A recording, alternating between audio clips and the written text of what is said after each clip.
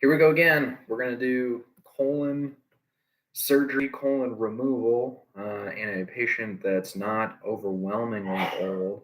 We know that the management for colon cancers is slightly different for those that are under 10.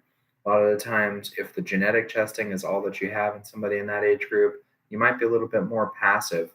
But in the case of somebody being 29 years old, doesn't really matter on the gender, especially if there's a family history of colon cancer, you probably already have this a family history of early onset colon cancer, I should say. You already have this sense that maybe a colonoscopy is a good idea. And if you come up with something like five tubular adenomas and they're all bigger than like 1.5 centimeters or so, then you're starting to sit there and say, okay, I've got my family history, I've got my concerning features. Let's go ahead and invest in some genetic testing.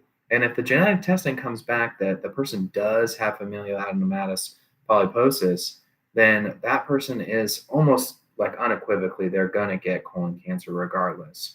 So for patients like this, even though they might tell you that all of the lesions are on the right side, or they might tell you that all the lesions are on the left side, or what have you, I don't know, maybe they'll tell you they're all in the transverse colon. It doesn't end up mattering for them if they are at least into their teens or 20s. Then you're going to go ahead and just remove the entire colon if they have both of those symptoms, risk factors, plus the positive genetic testing. For these people, it's just not really worth the risk.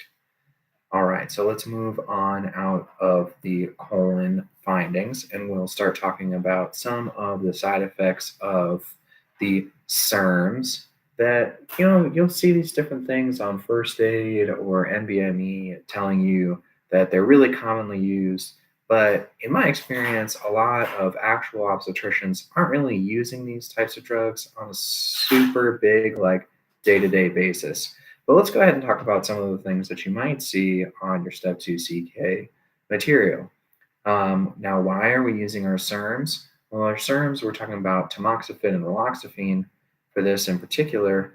These are for patients with breast cancer, and a lot of the times we prefer to use these in patients that do not have a uterus anymore. And why is that? Is that more so for the tamoxifen or is it more so for the raloxifene? Hmm.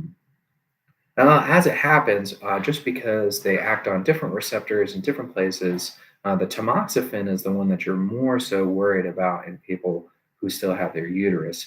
This is just because it's positive receptors on the uterus that get affected in a proliferative way. So you'll have things like endometrial hyperplasia, carcinoma, and even sarcoma of the uterus as another possibility, but these are all really more like tamoxifen type of things.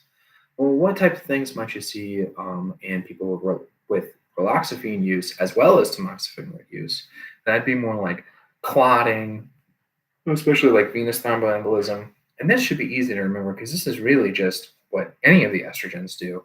This is why you don't use OCPs in people who have a whole bunch of history of clotting, or maybe they have like lupus or antiphospholipid syndrome.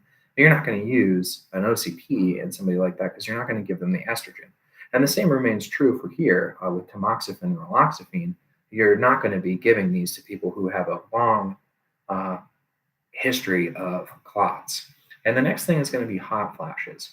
Now, hot flashes is sort of an interesting thing too, because you may know that the only reason that we can approve estrogen use in patients that are perimenopausal or menopausal is if they are having vasogenic symptoms or if they're having hot flashes, essentially. So it's a little bit interesting that the selective estrogen receptor modulators, one of the downfalls of them actually is the hot flashes themselves.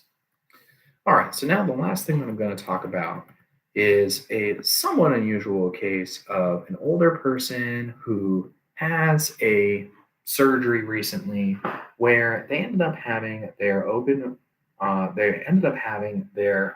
opened up and they ended up being intubated, but they have this lesion, this swelling that's right in front of their ear.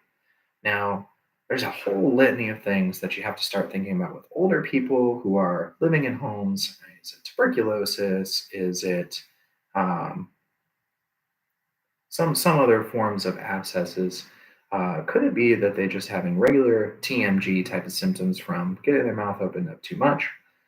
Well, as luck would have it, for step 2 CK, they're really going to give you more systemic infection type of symptoms. They'll be tachycardic, they'll have a high temperature, their blood pressure may have changed, they'll have at least some sort of swelling and redness to the area in patients, and they'll also have a white count in patients that have parotitis. Now, we see parotitis in children a little bit more often, but probably not for the same reason that you might see it in older people. Older people, you don't just have to have Sjogren's syndrome with those anti-Ro and anti-Law, SSOB and SSOA type of autoimmune conditions.